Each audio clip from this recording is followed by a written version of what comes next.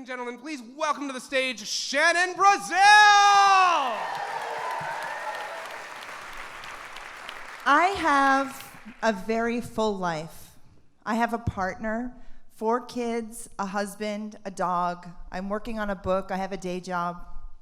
I spend 90% of my time taking care of all of that, making sure that all of the needs are met, that I'm spending enough time with everybody, and everybody's as happy as they can be. And 90% of the time, I fail at that. Thank you. I feel like I could do more, I could give more, I could be better at what I do.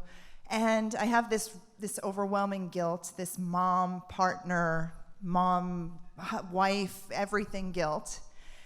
And it just goes on, except for once a year when I go to Burning Man.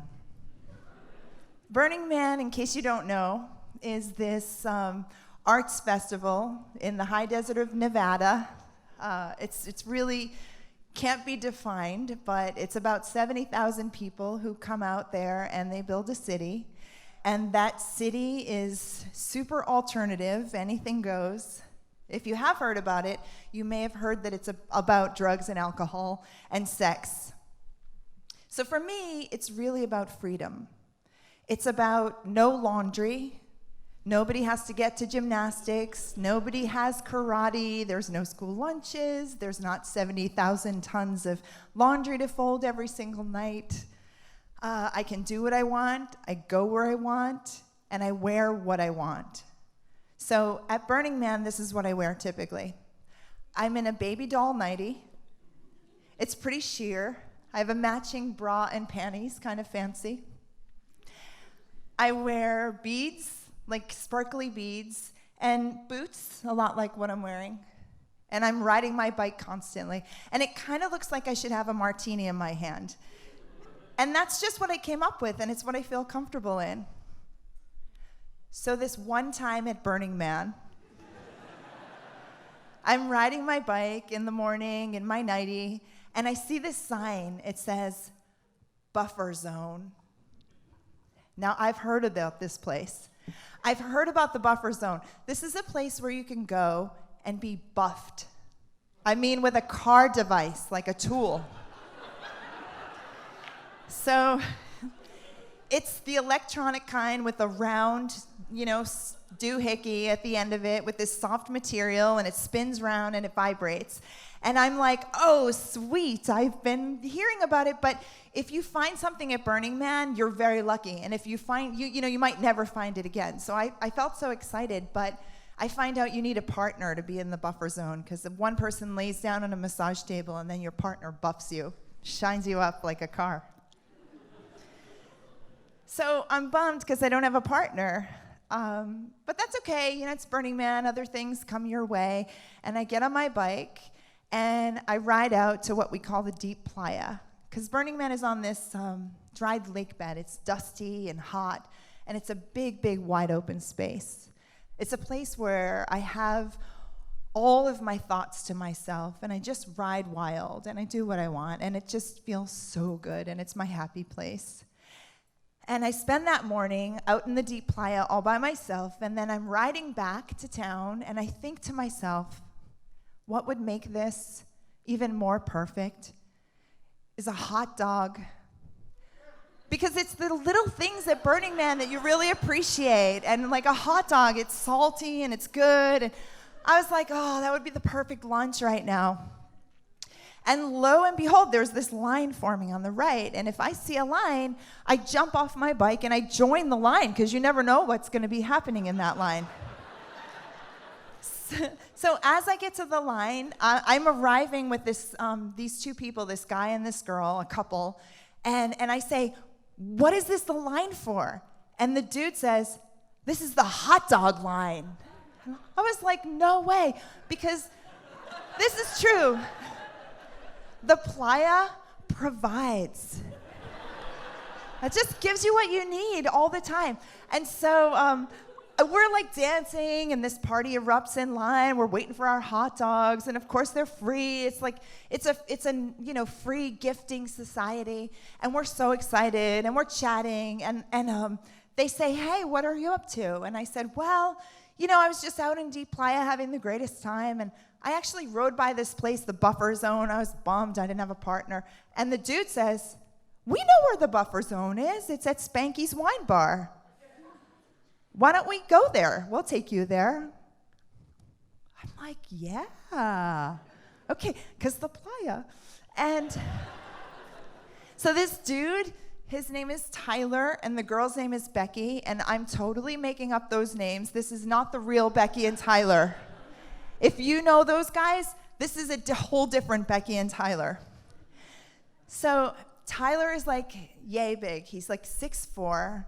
He's wearing like a fur vest and short shorts, so much skin, tan, like big, like kind of a caveman guy. He's got the goatee. And Becky is maybe my height, and she's very slender. She's got this long, silky brown hair. And she's got this adorable Southern accent. And she's like, "Oh, no, our families they'd never believe what goes on at Burning Man. No, we're totally vanilla." So I'm like, "Okay, awesome, safe." And we ride to Spanky's Wine Bar. And we get in line for the Buffer Zone. So the Buffer Zone, it's an open tent. And it's got about 6 massage tables. And people get in line, and you lie on the massage table, and your partner puts a sheet over you, because like it's almost like a Burning Man spa, this Buffer Zone. And so dress to your level of comfort and go under the sheet. So I'm like psyched. I'm so psyched. But I'm the third in this three people thing. And I don't want to step on any toes. I want to be totally respectful. So I'm like, whatever you guys are comfortable with. And they decide, let's have Tyler go first. Becky will buff him, and I'll just be like the support person. So I'm like, cool, because I don't want to jinx anything that's going on. It's already been like hot dog, and this couple brought me here, so I'm so excited. So I just hang out up by Tyler's head. And Becky gets the buffer, and she starts to like work it on Tyler. She's all over his legs. Then she's up to his like parts. And he's starting to get an erection. It's really clear under the sheet.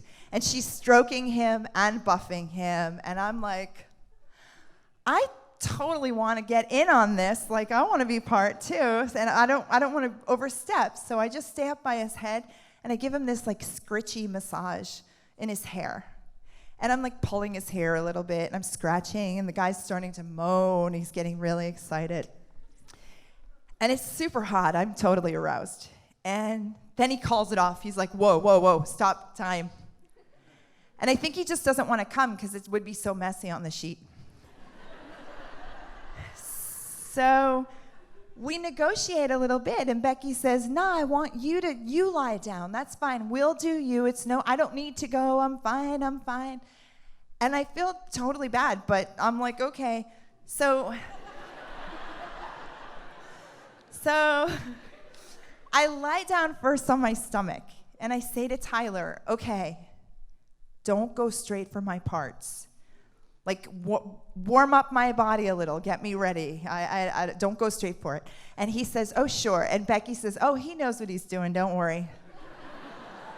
So I'm like, this vanilla couple, they seem a little bit seasoned. So I lie down, and he starts to buffer. Like, he goes from my feet, up my calves, up the backs of my thighs. And he's going like all the way up, but not quite to my ass. And he skips that, and he does my back. And meanwhile, Becky has taken on my position. So she's up by my head, and she's like scratching my hair. And she's giving me this scalp massage, and then she starts tickling my skin a little bit. And she's whispering, "You're doing so good." I'm like, "Thank you." So it's really getting like amped up, and I say, "Okay, I'm ready to turn over. I think I'm ready." So I turn over, and Tyler starts again at the feet, and he starts to go up, and he's very, very slow. But while he's doing this, Becky is at like my top here, and she's leaning down, and her hair, her long hair, is like tickling my arms. It's on my chest. She's leaning into my ear. She's whispering, "You're doing so good." Tyler is like, "Yeah," like almost. Yeah, almost. And I'm like starting to sweat a little bit.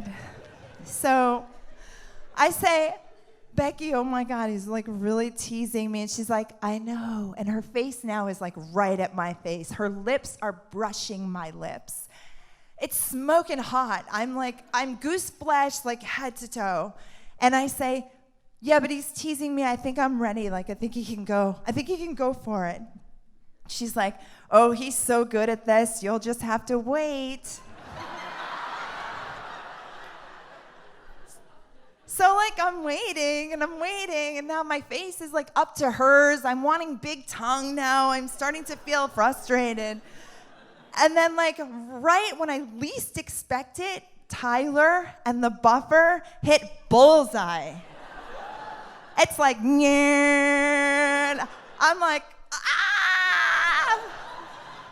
So it's fantastic. Like he hits me at the exact moment that I'm just like on the brink of coming, and I have this crazy orgasm. Becky's hair's tickling all over me. Her hands are on me. She's touching me. He's holding that thing on me. I'm totally spasming. Oh, it was so good. Oh, it was like everything I dreamed of and more. And I'm just floating there. I'm like in the last spasms of orgasm. My eyes are closed. I'm totally drained. And I'm in just this another zone, because when I'm in it, I'm in it. So I'm not aware of what's going on except for that I'm coming hard. And I realize that I'm hearing something. And as I come out of this sort of like orgasm haze, I realize that this sound is clapping. It's like all the people in line are watching, and they're like gathered around. I'm like, oh my God. So my hair's all messy. I'm sure my face is red and sweaty. And Becky and Tyler are suddenly the caregivers. They're like helping me up. I'm like, "Thank you, everybody." And I sort of like limp off in their arms. It was like somebody else's turn. So it was pretty great. And we go to Spanky's, the wine bar that's right there, and we get like wine, and I'm like leaning on the table, and I could barely keep my head up. I'm just completely spent. And Becky and Tyler, they're like fully alive. They feel great. They're like, "Yeah, good." And I feel so great. My body feels amazing. My head was like no thoughts at all. I was so free. And at the same time, I feel bad. So I'm like, "Becky, what can I do for you? Like, you're the only one who didn't get buffed. What can I do? I'll help you. Anything you say." And she's like, nah, I'm fine. Don't worry about it. And I just can't accept this. And I keep begging her, like, what do you want from me? And she said, "I don't want anything, honey. Just enjoy it." So I'm like, okay. And I ride away from there, and I like wave goodbye, and they're like, "See you later, whoever you are." And as I'm riding back, I'm like, "Oh God, that was good," but I'm racked with guilt. And I realize that on Playa, at Burning Man, and at home, I just don't really know how to do that. My number one role in life is giver. I take care of people. So to walk away and have not like reciprocated with Becky, I just felt really bad, and it took a long, long time for me to get over it. And I don't even know if I've gotten over it. But I think that the lesson of that day, and the lesson I'm supposed to learn then and now, is that sometimes it's okay to end on thank you. Thanks.